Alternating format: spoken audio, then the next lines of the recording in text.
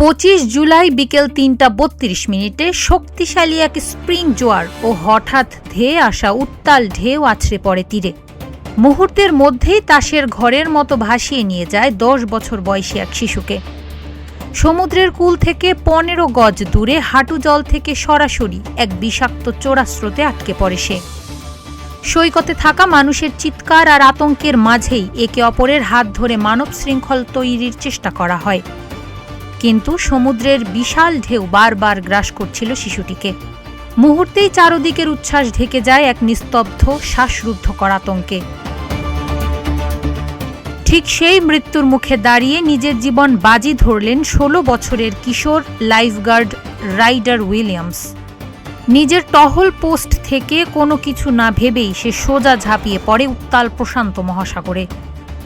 বিশাল ঢেউ দুজনের ওপর আছড়ে পড়লেও সে প্রতিবারই পানির নিচে শিশুটিকে নিজের শরীরে আগলে রেখে ভেসে উঠেছে। কিছুক্ষণ পরেই যোগ দেন আরেক সহকর্মী লাইফগার্ড। দুজনের অদম্য চেষ্টার পর শেষ পর্যন্ত সেই মরণফাঁদ থেকে নিরাপদে তীরের বালুচরে ফিরিয়ে আনা হয় শিশুটিকে।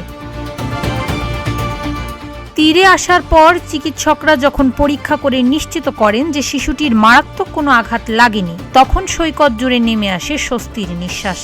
কেঁদে ফেলা পরিবারের কাছে শিশুটিকে ফিরিয়ে দেওয়ার সেই দৃশ্যটি এক স্থানীয় ক্যামেরাম্যানের ফ্রেমে বন্দী হয়, যা পরে ছড়িয়ে পড়ে পুরো বিশ্বে।